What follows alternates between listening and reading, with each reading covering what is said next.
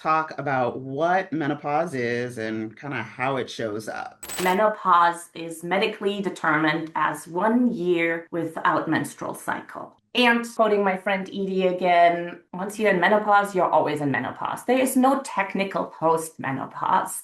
What we think of as those symptoms, like the hot flashes, right? That's like the Yeah. VIP of the symptoms. I now know joint pain is a really big one. One of my colleagues was sharing her experience, what she had during the pandemic, all the tests she was going through, the kinds of doctors she was seeing for 2 years. And I was like, and then it turned out, right? It was perimenopause. And I was sitting there, I'm like, oh my God, that were my last 2 years of my life. The same doctors, the same tests, the same, you're a healthy young woman kind of thing. And I'm like, but then why do I not feel like that, Feel like right? it. To me, it's menopause and disability are two topics that people keep forgetting that it will affect them one Yes. day.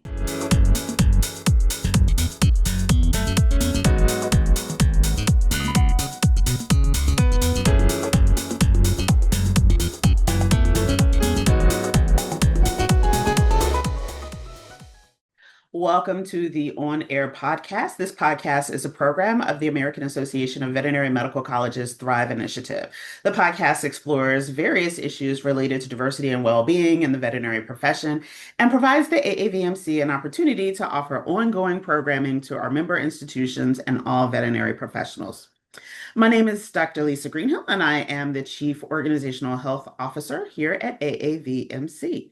So, on today's episode, we are delving into super new territory. I'm so excited. I cannot hide it. So, we are going to be talking about a life stage that affects folks born with female reproductive parts. We're going to talk about menopause today. The change, the pause, all those little names that, we try to cuten it up with.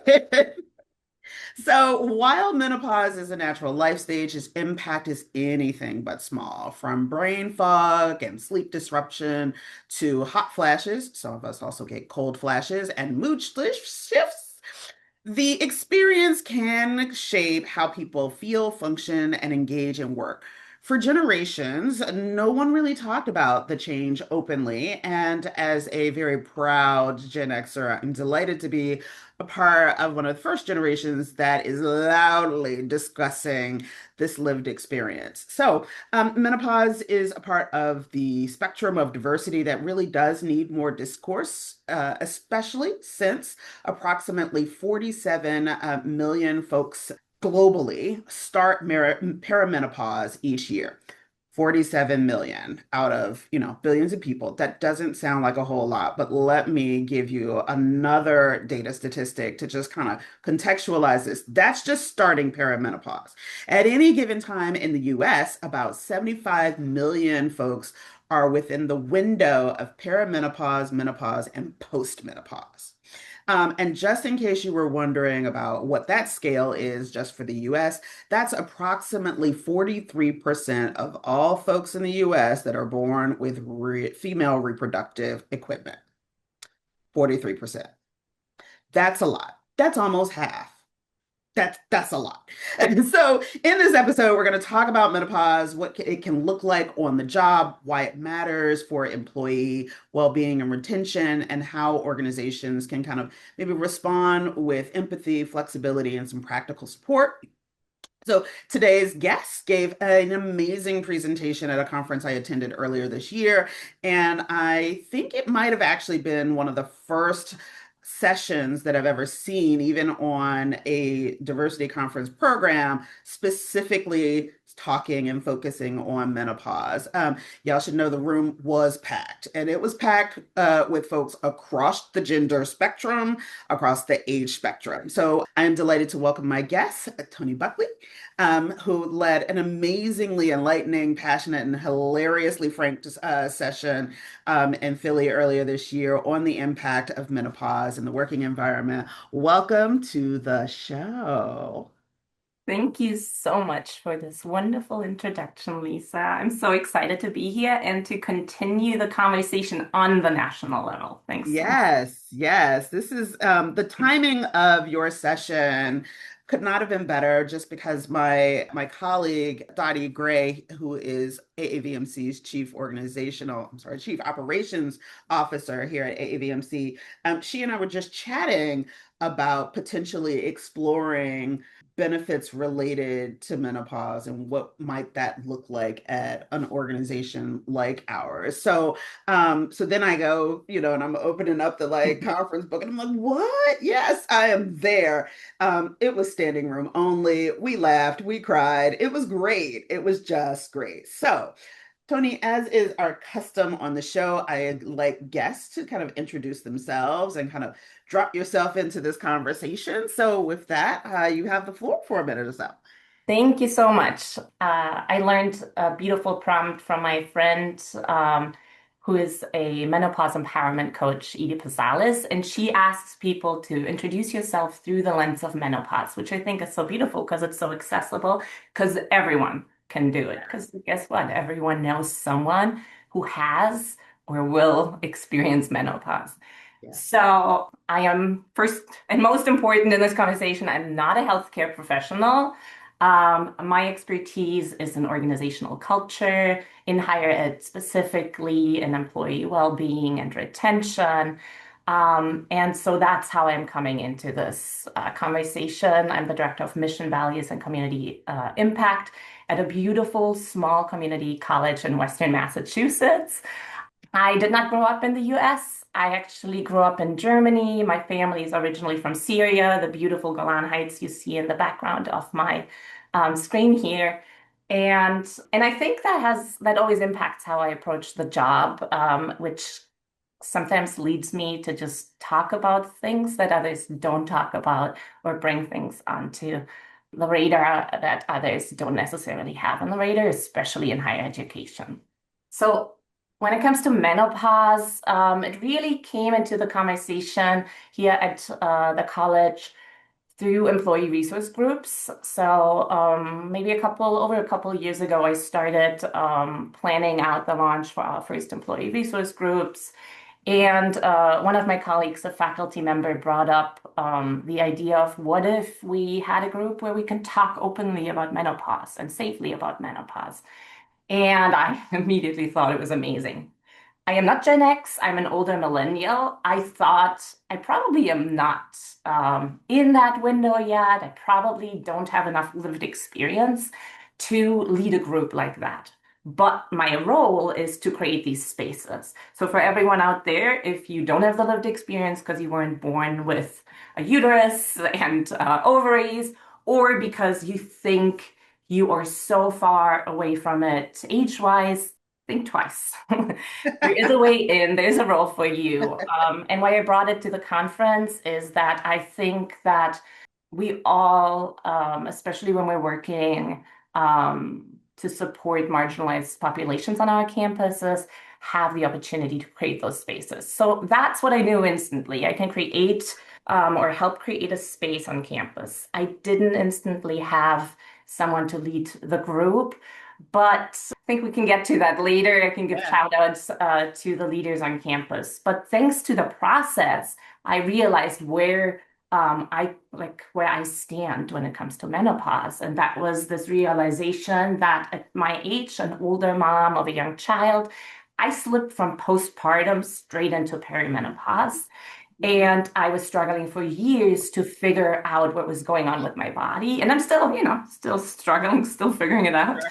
But thanks to the space we created on campus that now has been active for a year, I'm so grateful to my colleagues who have opened up, who have shared their experiences so that I could realize where I am in this space. So while I come into this as the person holding space, creating opportunities, advocating from my organizational position and Mhm. positionality, right? I Yeah. still think of myself of limited lived experience in the menopause experience. but have, thanks to the work that we've done here, have realized I have way more lived experience than I ever thought I would have at 41. Yeah, So that's how yeah. I come into the space right now, right here. Awesome. Thank you so much for joining us today. We're really excited about this. So let's dig in. Let's generally talk about what menopause is and kind of how it shows up. Well, you mentioned a bunch of the Yeah. symptoms that people talk about, right? I think there's so much that people don't ever talk about. Yeah. Again, not the medical professional here, but as I understand it, menopause is medically determined as 1 year without menstrual cycle. Correct. So, and quoting my friend Edie again, once you're in menopause, you're always in menopause. There is no technical post-menopause. So you enter that stage of life and you're in it. What we think of as those symptoms, like the hot flashes, right? So that's like the Yeah. VIP of the symptoms. I now know joint pain is a really big one. Yeah. Brain Yeah. fog, right? Insomnia, or Yeah. like just craziness that's going on with your sleep, like Yeah. which can mean something different for everyone, right? All of that is usually what we call perimenopause. And the big misconception is that people think you have to be in your mid 40s or older to experience those. Early 30s is when it can already, Yeah. for some, maybe for many, start. Yeah. So I think that's also one of the things that we always forget is like it's several generations that have this experience at once. And again, one of the big opportunities that I have realized in this work is how much it can bring those different generations together and how much we can learn from each other. And we're doing that right now here in a work environment in the US in higher ed where that is usually not a thing, right? We are Yeah. not Yeah. usually vulnerable with each other in the workplace in that way. And we usually don't get to have this very human interaction and Yeah. benefiting from each other, such like a reciprocal relationship with each other in these professional environments. So Yeah. Oh, go ahead. Sorry. yeah, so when it comes to like what is menopause, it is always connected to health. So I always say the biggest takeaways I got from a year of menopause programming is that when you create these spaces, confidentiality is absolutely Mm, essential because mhm. it's health. When we talk health in the Yeah. workplace, we have to be vulnerable because it's Sure. always a risk. So clear expectations around confidentiality has to be there at all times. And then the other thing I always say is everyone has a different experience. Yeah. So we always need to talk from the I perspective because what happens to my body, to my experience, what worked for me might not work for you. But Yeah. I already know hearing what happened for you, what worked for you, will benefit me just by hearing it, just by knowing it. So that one is super important, again, when we talk about these conditions, these experiences. And then I also always say there is no such thing as TMI when we talk menopause. It goes out the window within a second. And that Indeed. needs to be a clear expectation too, because if we want to create a space that's safe to talk about it, then it needs to be okay. You might remember I said in the session, you will hear what body parts of ours are dry Yeah. or not dry.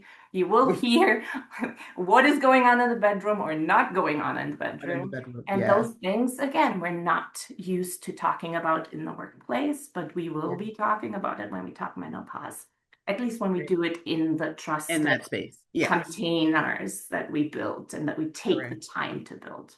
Yeah. Those symptoms, yeah, sure. Those are the classic ones like the hot flashes and joints and all of the things. I was just chatting with my mom last night and we were kind of joking because my sisters and I are all kind of somewhere in cycle of these kind of this lived experience. And I'm like, every time one of us talks about something, we Google, oh, well, What's this new thing that's happening to my body? And invariably, the Google says, oh, by the way, that might be menopause related. I'm like, well, what is not menopause related? There's Itchy a list of, ears and yeah. dry skin and the itchy ear thing is like crazy, or the fact that, I'm on social media and people will be like, okay, so who's up between 1 and 3 a.m.? Like it's just, it is there's just so many things. There's the big classic kind of things that we, kind of publicly know, pop culture kind of jokes about around menopause, but literally, like, I feel like I stubbed my toe. It's probably menopause related. The huge aha moment for me was actually in our very first kickoff, the launch of the ERG. We brought in an outside facilitator to do a beautiful workshop. We had 11% of our full-time employees show up, which is huge for us. And one of my colleagues was sharing her experience, what she had during the pandemic, all the tests she was going through, the kinds of doctors she was seeing for 2 years. And I was like, and then it turned out, right? It was perimenopause. And I was sitting there, I'm like, oh my God, that were my last 2 years of my life. The same doctors, the same tests, the same, you're a healthy young woman kind of thing. And I'm like, but then why do I not feel like that, Feel like right? it. Yeah. And so, again, like that also points at the lack of education that healthcare providers are receiving. And it's not a surprise that half of our group is now with the same provider because that woman has made it. I also work with her and bring Yeah. her into other colleges with me to speak to other schools. She is an incredible nurse practitioner, which I already knew because she was my postpartum nurse. But guess Mhm. what?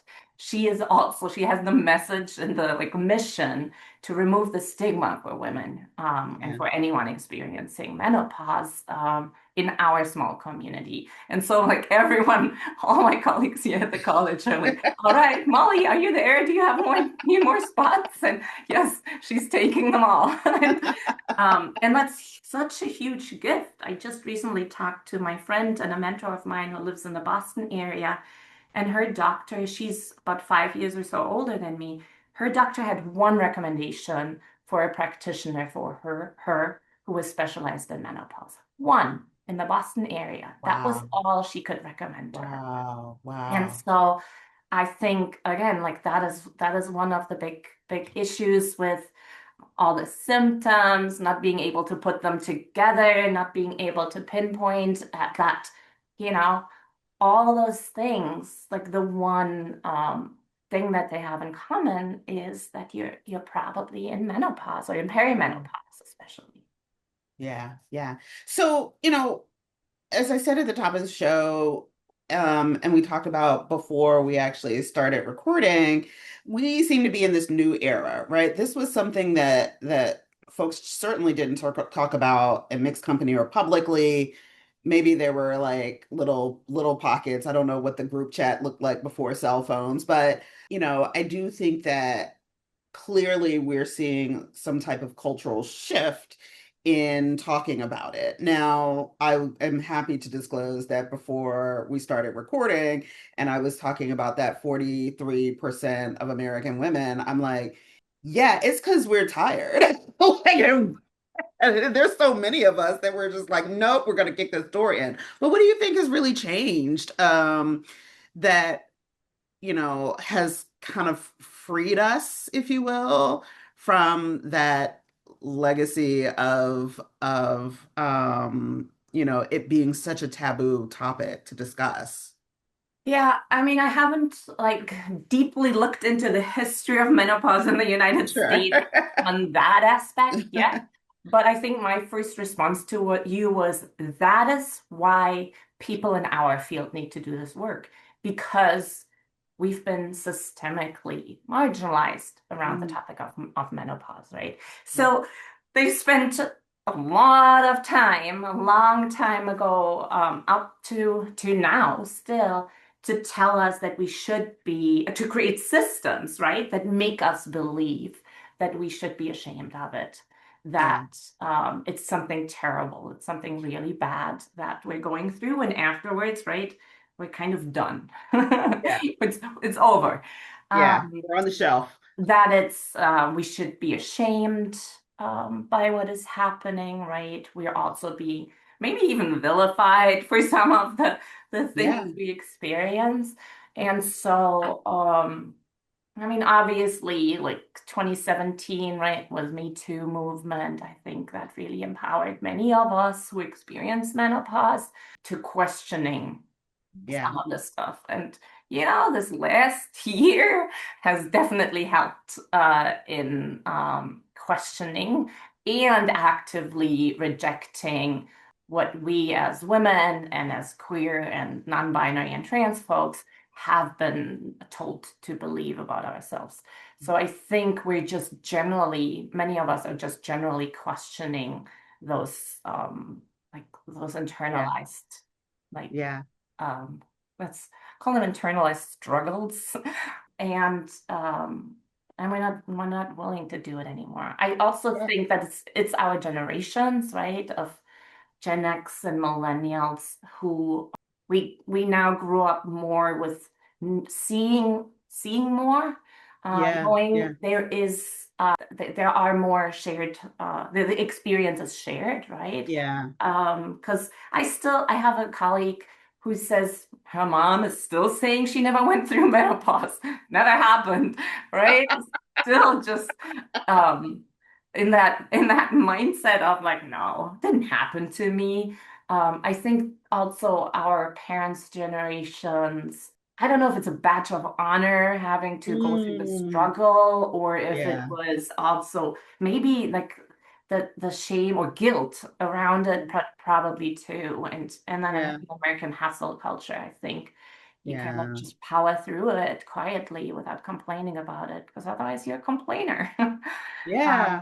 Um, Or the silence of valor, right? Just kind yeah, of just powering through kind of thing. So, you've talked a bit about the space you've created at your institution and some of the kind of, necessities around what that space requires, right? The confidentiality, there's going to be TMI, all of these kinds of things. But how can we really kind of normalize these conversations while still having some professional boundaries, right? Like we know yeah. confidentiality, what goes on in the room stays in the room, but also, is that always real? I mean, certainly some things, yeah, you're not going to take out of the room, but this is like people's lived experience. So, how do we really kind of get to that space of normalizing the conversation?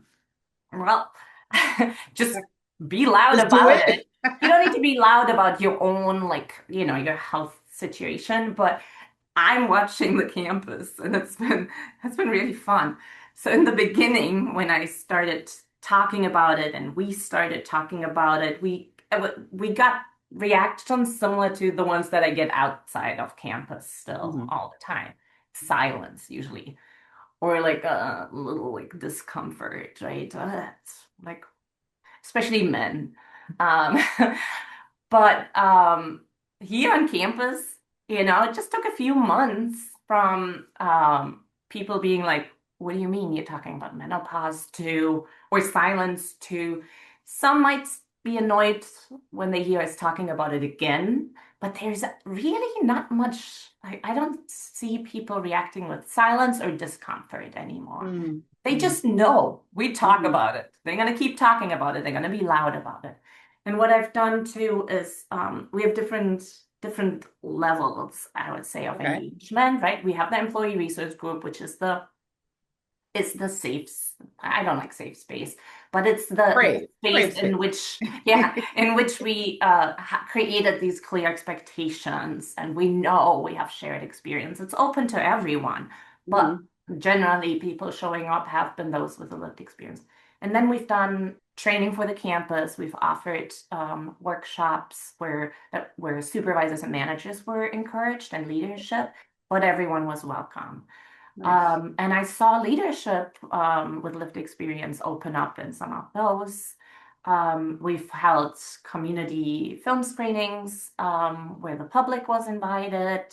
So that was like bringing different groups together. So the one thing that I was very intentional about, except the one open to the public, we don't necessarily mix students and employees Sure. in the room because of the power dynamics. Yeah, sure. And we also don't usually or often have direct reports together in these spaces. We're small, so it usually works out that way when we're in the group, when we Okay. really talk like health and physical Sure. conditions. But I know that you can't, like, you can create, whatever guidance, Yeah. community agreements. If your supervisor is in the room, it will probably impact how you talk about it. So you need to offer the different spaces, right? I'm hoping that we can offer some more for students this fall, but specifically for students, because Yeah. we also have about 55% of our students are 25 and older. Oh, We wow. know we Okay. have a lot of Yeah. students who are in this life stage. So yeah, Yeah. I think it's it's talking about it as much as possible, and then like even the guys on campus who are Yeah. not necessarily used to it are now like, yeah, that's what they talk about on campus. We know. I mean, it's just, it's a part of life. It's a part of the discourse, right? So, we kind of touched briefly in the session on, how does intersectionality kind of shape this experience, this menopause experience that we're talking about? And love for you to share a few thoughts about that. Of course. Another reason why I think it's important for us in our roles to hold these spaces. I always say, I don't know who I'm quoting with this, unfortunately. If you know who said this first, tell me. It's not feminism if it isn't intersectional, right? And so every communication I send out around menopause has a note on this is a space for everyone who has, is, or will experience menopause. And that is beyond the heteronormative assumption that it's women who experience it and men don't. We have folks on campus who experience menopause who do not identify as women, and we know there are men who experience it. And I think I also want to expand it to there are folks who experience menopause symptoms who weren't born with a uterus or ovaries because Yeah. they are through transition, through hormone replacement therapy, they can experience similar Yeah. symptoms to people in menopause. I love the website and the resources on Black Girl's Guide for Menopause. Is that what it's called? The Black Oh, Girl's yeah. Guide to Surviving Menopause, Yeah. which really focuses on the queer, trans, and BIPOC experience. Better Right. than any other resource I've seen. But then also, again, like BIPOC and immigrant folks who experience menopause, I think there is a lot of opportunity to creating these spaces for folks who do not trust the healthcare system here for good reasons. I include myself for sure in that. Like, when I first moved here, I was considering moving back home for when I have my child because I could just not imagine giving birth in the US Mm, because I mm, was afraid of it, right? And yeah. so, again, what happened in our group is that we instantly shared resources, and the biggest one is trusted providers. And so it's a huge opportunity for BIPOC folks and for immigrant folks who might have a very justified, like, higher level of mistrust in providers. And, Yeah. I'm pretty sure we've all experienced it Yeah. with healthcare providers and it was in that process where I experienced it the most when I saw rheumatologists that make me feel so unheard, so unseen that, yeah, this has Yeah. been incredibly helpful and beneficial to have these women around me, elders in my workplace that I appreciate so much for what they have shared with me. And I was able to share my healthcare provider with Yeah. them, and they're Yeah. all with her now. One of Yeah. our chairs, Anne, said she is forever grateful to that I recommended this amazing nurse practitioner to her. Yeah. Such I a mean, difference. it's really, it's tough. I mean, healthcare sometimes as someone identifying as a woman is can be really challenging. We know that there are huge health disparities in maternal health in the US. And if we don't think that that extends into the next life chapter, I've got a bridge to sell you, right? I've got a bridge to sell you. But yeah, this sharing of resources. I mean, I ended up I was we were chatting earlier, and I was just saying like I've come to follow so many different docs, therapists, just various kinds of healthcare providers who specialize in menopause. And I mean, a couple of years ago, it wouldn't have even occurred to me, well, it didn't occur to me that there were, GYNs, for example, that actually only do this. Like this is all they do until I needed one, right? Until I needed one, that was a big issue. And so thanks for the reference to Black Girls Surviving, the Black Girls Guide to Surviving Menopause. Don't worry, we will drop a link in the show notes. They also have a podcast. Hello. So get on that. That podcast is available. And so, you advocate for the inclusion of menopause when maybe seeking accommodations in the work environment. What kinds of accommodations might be possible? We haven't explored like Okay. formal or reasonable Sure. accommodations too much here yet. But a what I wanted to mention is that I'm in Massachusetts, and we currently have a bill that's being put forward that advocates for required education of every healthcare provider in menopause. Mm, Crazy that it isn't required yet, but and it also would include accommodations for workers in the state when they're in menopause or menopause related symptoms. Well, what it's hard, I think, to think of accommodations, but really, we talked earlier a little bit about neurodiversity, and I think a lot of that applies, right? yeah. So it can be working from home, right? Having like a quieter work Mhm, environment, mhm. less input. We're in higher ed. If you're in admissions or right, and like we have a one stop, there is input constantly. Yeah. People wanting something from you all the time, right?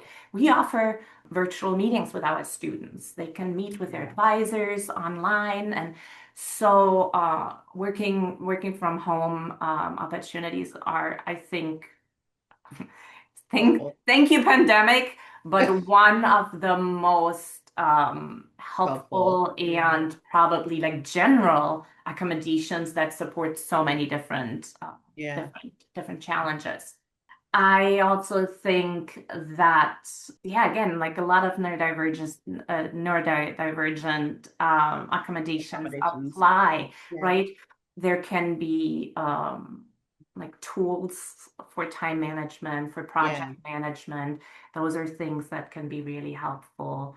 There's physical things that you can do potentially, right? Sure. Around temperature, around like seating, like how comfortable standing Yeah. desks. So there's it's the usual ones. You do need, in most cases, if you go through HR, you will need a note Yeah. from your doctor. So here we come Documentation. back to hopefully you have a good doctor who understands that some of these challenges that you're facing Yeah. come from perimenopause. I don't think it needs to be necessary. I don't know So I don't know how it works. I like talk to their healthcare provider if does it need to be spelled out that it is that, Yeah. or what exactly. But yeah. But yeah, work with your healthcare provider. I mean, and things like being able to have a little bit of control over the temperature in your workspace, right? Yeah. And that can be challenging because we're Yes. all like in an office building, we typically don't have too much control over that. She says, as there's a giant fan on the desk across off screen, right? And it's not always necessary, but I ended up buying a $20 fan to keep in my office. And, I'm also starting to see more folks, even at meetings, like, they come in and they've got, the backpack, the briefcase, or whatever work bag that we might be slinging around. And here comes the fan.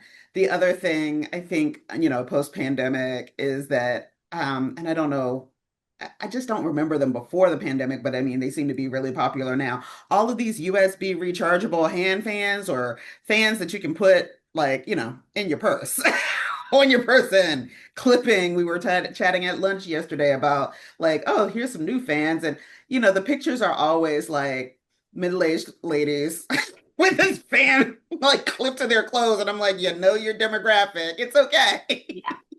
I I want to just share like I think an opportunity, and it's really where Sure.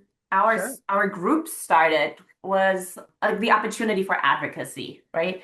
And education. So education off the campus, of leadership. We are almost 70% women. Our leadership is mainly women. So luckily, like when I brought this, the first time when I brought this idea to the president, she was thrilled. She loved it, right? And so are several of our like senior leadership team.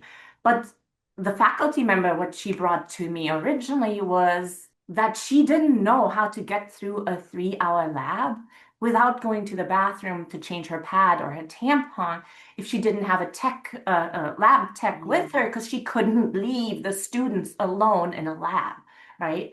And she's like, what do I do? Like, I don't know what to do. And then the other colleague of mine who was in the conversation, she was like, I don't even know how to get through an hour 15 English class, right? Without running to the bathroom. So there is the like we started with the education part by hosting workshops, by just being loud, by streaming. There's two documentaries that are out, the M Factor and the M Factor 2. We streamed both, like Great. one in the group and the other one open to the public, and just starting to talk about it. And then I think the next level is advocacy around this. And again, we have it feels like suddenly it's everywhere, the conversation. But when I was advertising the public community screening that we were doing, our local branch of the NAACP, who we work really closely with, invited me to their meeting because they had Rep Decker, who is really moving forward this bill on state level. Uh, they had her speak at the branch meeting, and so I was able to jump in and talk about what we're doing here as an example of what can happen. And so, yeah, hopefully we can further push the advocacy there. Also, I would recommend to everyone check what your state already has put forward, if there are any bills active right now, and what's going on, because a lot of this is on state level, of Yeah. course. Yeah. So, you talk a bit about the leadership at your institution, and, leaders always kind of set the tone, right? Like they kind of should be driving, you know, culture and those types of things. And I mean, just being leaders. So what role do leaders play in, identifying and responding to these needs without placing so much burden on folks to self-advocate? And I just want to make a note because I'm my wonderful producer, Sravia Polisetti, off screen. It's like folks is also inclusive. And I know some folks, air quote folks, have issue with the word folks, but we're going to talk about that later. I know that's a different podcast, but we are certainly talking about folks that maybe were assigned women and female at birth, trans, non-binary, intersex. We're talking about, everyone who experiences this across the gender spectrum. So, but how do we not further burden folks that are already like Yeah. at the tipping point? Yeah, isn't that always the question? Again, let it come out of our offices, whatever they're called. Yeah, If it's yeah. culture, if it's mission, if it's, any of those, let it come, let it be coordinated, managed, hosted by Hmm. those whose job responsibilities in a sense, include this. It could be HR if you don't Sure. have this kind of Yeah. office, right? Like there is employee engagement and human resources. Let it be hosted within a job responsibility. And in our case, it is in our strategic plans. So our institutional strategic plan, what is it? Let me try to quote it. Highlights diversify the college workplace, but also recruit, onboard, and retain a diverse workforce. Mm, So that's where I place employee resource groups in general, because it's a huge, not just retention measurement, but a recruitment tool, sure. Sure. truly. My president keeps telling me at the other end of the state, we're really at like we're often forgotten. At the other end of the state, they're talking about this, about what Yeah. our little college is doing, right? So it's in that strategic plan. We also have a strategic impact plan, which specifically emphasizes employee resource groups. So again, it's in there, and my department has funds for each of these Mm, groups. I also focus every year. I have like an internal programming focus. I don't tell sure. people what it is, Sure. but it guides our work. That'll work. Last year that was menopause, so I had additional funds to support it, and so that's a way to really institutionally support this work. Where Yeah. it gets tricky sometimes is that our leadership has this experience and that there is benefit to leadership showing up in some of these spaces, and there's the potential that changes how the conversation moves forward. Mm, yeah, sure, sure. That comfort level is always going to be an issue, but the more we talk about it, the more comfortable Yeah. we'll get with the language, with the issues, with sweeping away the taboo, right? Yeah. And I think some of that, so to me, somehow my job has felt like one big part of what I do is help people practice talking to each other Yeah. and to be vulnerable in the workplace to a reasonable degree, Sure. which is like a weird thing to say. But this helps. This is Yeah. practice for Yeah. us to be Yeah. human with each other, right? Which is all part of our culture. It's part of shifting our culture. It's part of helping us actually have those other, way more polarizing, difficult conversations, right? Like there Yeah. is this thing that suddenly pulls all these people into this work who never thought it was for them, right? Yeah. Like to me, it's menopause and disability are two topics that people keep forgetting that it will affect them one Yes. day, right? Okay. Yeah. And so it's really helpful in this polarizing climate to talk to really uplift and amplify and center these experiences where some folks never thought they were supposed to be in these Yeah. spaces. Yeah. Yeah, Yeah, so, thanks so much for this. I think that it's really important for leaders to really be open to these kinds of conversations, and that also for our folks, just so that we know, it is inclusive of folks that are out in practice, right? And so we have corporate practices, we have, small business practices, and our profession is dominated by folks identifying as women. And again, we're not going to escape this, right? It's coming for us. And so just kind of maybe even as folks are thinking when they are building their businesses or where they're practicing, just going ahead and thinking about creating space for this conversation, just in the same ways that we kind of try to create space for folks that are having children, folks that are getting ready are at the other end of, the workforce where they are getting ready to step away and retire. And, I mean, life is already complicated, but we spend so much of our time at various stages of life, either in education and or working, right, professionally. And this is just another one of those things that just takes up a lot of what I call life space, right? Yeah, And so creating some space absolutely. for us to have some accommodations, to just think about what might be necessary to just normalize that this is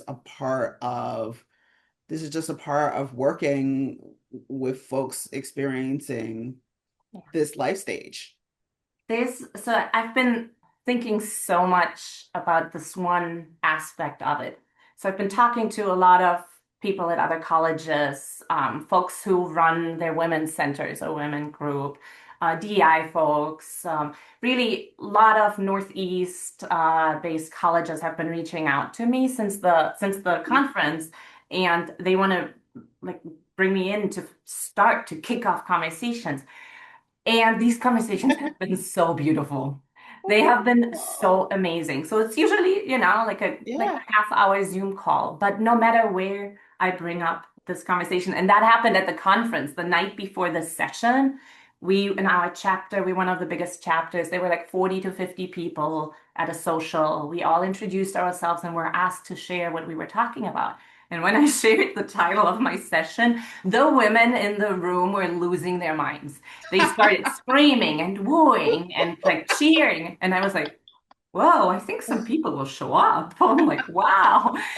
And so I'm having these conversations on the screen, and it's just so beautiful how instantly heard and seen people Mhm. feel, how Yeah. grateful they are just to have this conversation with this outlook of being able to bring this into your workplace. Yeah. And I've been thinking about what else in the world is there that makes people feel like this? And I Yeah. don't think there is anything, because there is nothing else that impacts 50% of the population, that Mm, impacts, what is it? 80% of the people who experience it do it while they're working. There yeah. is nothing else that has been so not studied, and we've been blamed for it because our hormones change too much to study our bodies, right? So it's been so silenced.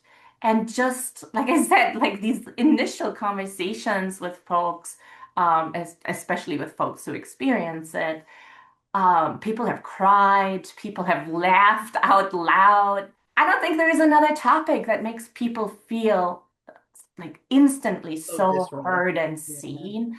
Yeah. And that is so much fun to work with, like Yeah, it sure. has been so fueling and inspiring for me to see this instant impact of allowing people to talk about You it. just gotta have And that and I space. know, like I've experienced it myself, but just watching that across the board, Yeah. every woman, every person who experiences menopause has reacted in that way, and that's been just amazing. Yeah. Yeah. I mean, like I said, the session that you did at Nadahi was phenomenal. And part of it was just being in a space where we could talk about it and folks weren't kind of melting down, freaking out. The men that were in the room wanted to be in the room. They talked. They weren't silent either. They weren't just there listening. No, they were literally Yeah, engaged in talking about how they were supporting their colleagues and their partners and friends and family. And it was just really, again, part of it is just the relief of OMG, somebody is actually yeah, created some space to have this kind of conversation. So as we wrap up, I would love to hear your parting recommendations for vet med, and what can we do within the profession to continue this conversation? Start the conversation, I think is the biggest one. And if you don't know how, just bring someone in to have a broad conversation about it, right? So for me, I was struggling for a while of like, oh, the person who wanted to share the group didn't have the time to do it. I didn't feel like I have enough lived experience. So I wasn't going to step in being the chair of the group. But I just continued to like one-on-one talk to people around campus about it. And suddenly someone started saying, oh, you should talk to Cheryl about it. Oh, you should reach out to Cheryl about it. Oh, you're thinking about that? You should talk to Cheryl about it. So the people who want to be the advocates for it, right, usually Mhm. are the ones in the midst of it. They will reveal themselves. Yeah. And so I was also lucky to get another chair of our group who is Anne. I'm going to give them little shout outs here, who is 10 years post that medical moment and who is calm and warm and loving. So we got the full spectrum from Anne post, Cool. Cheryl in, Toni pre or Perry, right? So Uh-huh. to have the momentum to keep this going. Nice. If you don't have them yet, you open up the space. You bring somebody in to generally talk about it. And then these people will show up and they will let you know that they want to talk more and they want to talk deeper. And I think that is the most important part. And Yeah. then from there comes education. From there can come advocacy. But the community and the space to be authentic, to be real, to talk about the thing that we were always told we should be ashamed of. That's the most important part, I think. All right. Well, thank you so much, Toni, for coming on the show and chatting about this topic.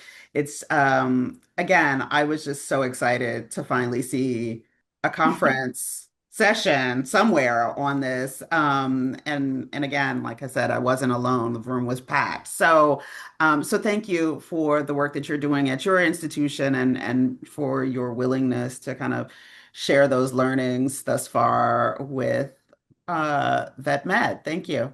Really Thank appreciate you it. so much, Lisa. Thanks so much for giving me the opportunity to talk more about it, to spread it Sure. farther. I know your members are all across the country and the world.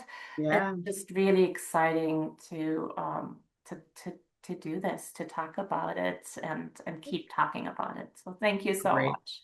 Thank you. So this has been another episode of AAVMC's On Air podcast. Please be sure to like, follow, listen to us on your favorite podcast app. You can also watch the video of our shows on YouTube under AAVMC On Air. And so until next time, again, thank you to my guest, Toni Buckley, and we'll see you next time.